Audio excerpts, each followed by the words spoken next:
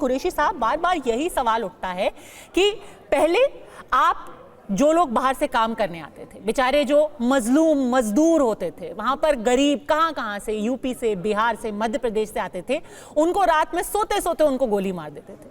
अब यहां पर निहत्थे जो सिविलियंस आए हुए हैं, जो सिर्फ छुट्टी मनाने के लिए आए हुए हैं, उनके ऊपर आप इस तरीके से अंधाधुंध फायरिंग करते हैं, उनका नाम पूछ करके, कुछ लोग बता रहे हैं उनका ID कार्ड मांग करके, क्योंकि आप गैर मुसलमान हैं इसलिए उनको गोली मार दी। क्या है क्या ये लोग, और करना क्या चाहते हैं ये सब करके?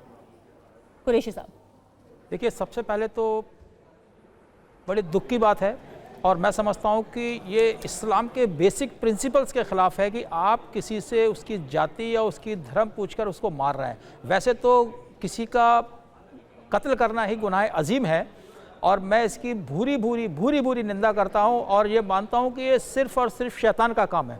अब जब हम इसके आगे चलते हैं तो देखेंगे कि 370 जब हटा है और 35A हटी है, उसके बाद कश्मीर की हालत बहुत अच्छी तरह होते जा रहे थे। हमारी सरकार ने बहुत अच्छा काम किया था और सरकार के प्रयासों से आप देख रहे हैं कि कश्मीर में रोज़गार बढ़ रहा है, इन्वेस्टमेंट बढ़ रहे थे, वहाँ के युवाओं के लिए तरक्की हो रही थी, इवन वहाँ के युवा खेलों में भाग ले रहे थे, इंडस्ट्रीज़ में जा रहे थे और उसको रोकने के लिए ये काम किया गया और बहुत ही गंदी हरकत की गई है। और मैं एक बात और कहना चाहूँगा आपके इस प्रतिष्ठित चैनल के माध्यम से कि जिस तरह से हुर्रियत कॉन्फ्रेंस अपने अलगाववादी बार बार बयान देती है और भारत से एक अलगाववाद की नीति बताने की, जैसे कि आपने मुनीर का भी अभी उदाहरण दिया पाकिस्तान के कि वो 2 नेशन थ्योरीज की बात करते हैं, तो उनको ये समझना होगा कि भारत एक बहुत बड़ा मुल्क है और बहुत ही पावरफुल देश है। उससे आप ये छोटी छोटी जो गंदी हरकतें आप कर रहे हैं, शैतानी हरकतें कर रहे हैं, उससे आप जीत नहीं पाएंगे। जिस तरह से अमेरिका के वाइस प्रेसिडेंट का यहाँ पे जो स्वागत हुआ है, भारत में उनका आना हुआ है, देखिए कि वो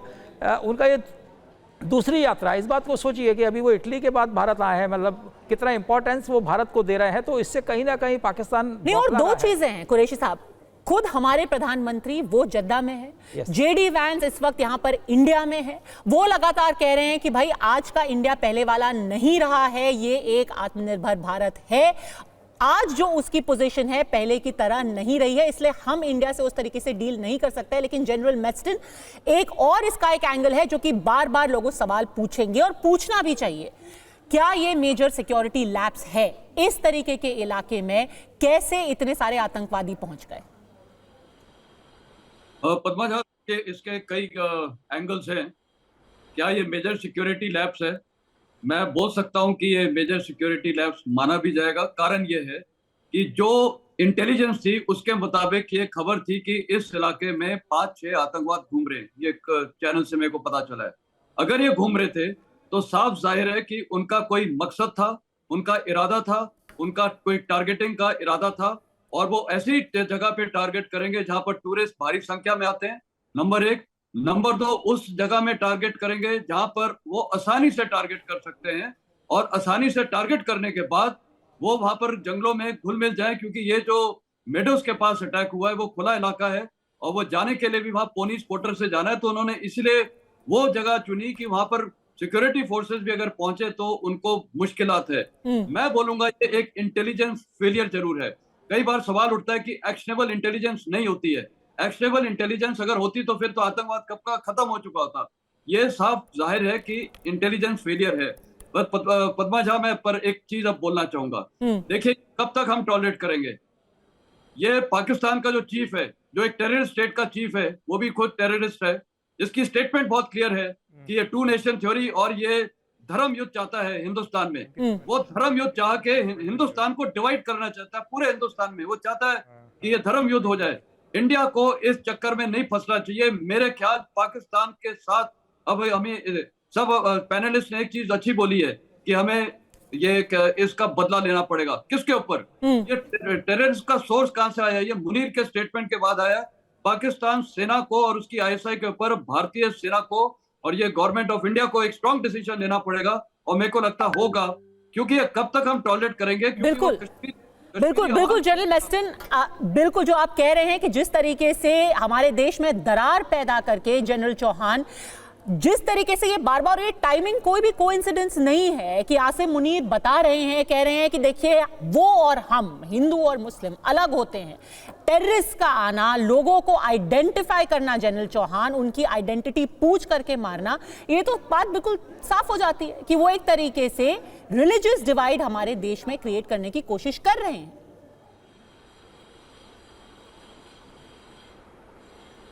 जनरल माथुर।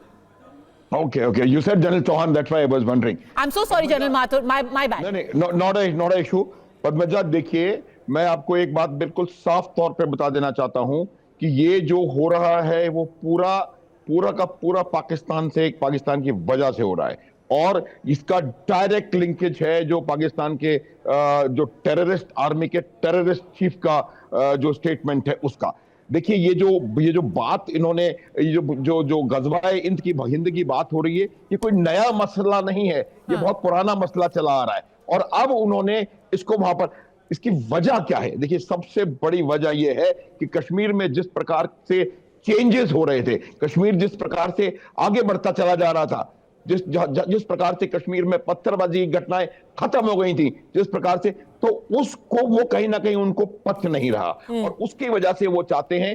देखिए पद्मजा, ये वो देश है पाकिस्तान जिसकी स्टेटेड पॉलिसी टेररिस्ट पॉलिसी है, lead another country bye 1000 cuts.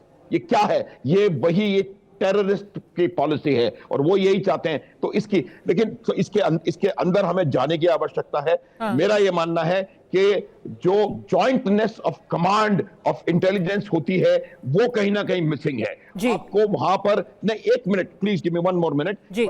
वहां पर जो है, जो सिनर्जी है, जो इंटेलिजेंस की जो सिनर्जी है वहां पर ऑपरेशंस की, वो सिनर्जी कहीं ना कहीं नहीं है, और कुछ ऑर्गेनाइजेशंस बहुत ज्यादा सीरियसली जिस तरीके से हम वहां काम करना चाहते हैं वो नहीं कर पा रहे हैं। जब कोर कमांडर के पास किसी प्रकार की कोई कॉन्फ्रेंस होने वाली होती है, वहां पर प्रॉपर रिप्रेजेंटेशन पुलिस का नहीं होता है। ये तमाम चीजें हमें देखने की बहुत सीरियसली जरूरत है, और वी हैव टू एंश्योर कि जितने भी फोर्सेस वहां पर काम कर रही हैं वो एक सिनर्जी के साथ और एक बेहतरीन तरीके के साथ काम करेंगी, वरना इस चीज को रोकना मुश्किल होगा। ये कोई इन्फिल्ट्रेशन का मसला नहीं है, ये मसला यहां पर जो उनके सपोर्टर्स हैं उनका है। पद्मजा, बताइए आदित्य, ये जो सवाल बार बार पूछा जा रहा है कि ये लैक ऑफ कोऑर्डिनेशन है, उसके पहले मैं एक बड़ी ब्रेकिंग भी दे दूं। लंबी प्लानिंग के बाद कश्मीर में हमला किया गया है, ऐसा सूत्र हमें बता रहे हैं।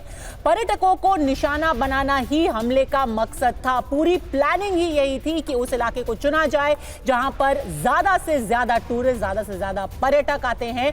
पाकिस्तान से आए हुए आतंकी इस हमले में शामिल हैं, ये सूत्र बता रहे हैं। लेकिन क्या ये इंटेलिजेंस और कोऑर्डिनेशन का फेलियर है आदित्य? देखिए, ये बार बार बोला जाता है जब ये बड़ा अटैक होता है कि इंटेलिजेंस फेलियर है, लेकिन मैं एक चीज़ स्पष्ट कह दूं, बहुत बार क्या होता है कि आपके पास इन्फॉर्मेशन है, there is information but there is actionable intelligence. That means कि एक फॉरेस्ट एरिया है और वो फॉरेस्ट एरिया 4 डिस्ट्रिक्ट्स में कवर होता है, बहुत बड़ा एरिया है, लेकिन आपको पिन पॉइंट करके पता नहीं है कि आतंकवादी कहाँ पर छुपे हुए हैं। आपको बस ये पता है कि 7-8 का गुट है एक आतंकवादियों को और वहाँ पर घूम रहा है, और आपके पास ये भी इंफॉर्मेशन नहीं होती कि वो अचानक कहाँ पर आके रेकी कर जाएं और फिर कुछ दिनों के बाद वहाँ पर हमला करें।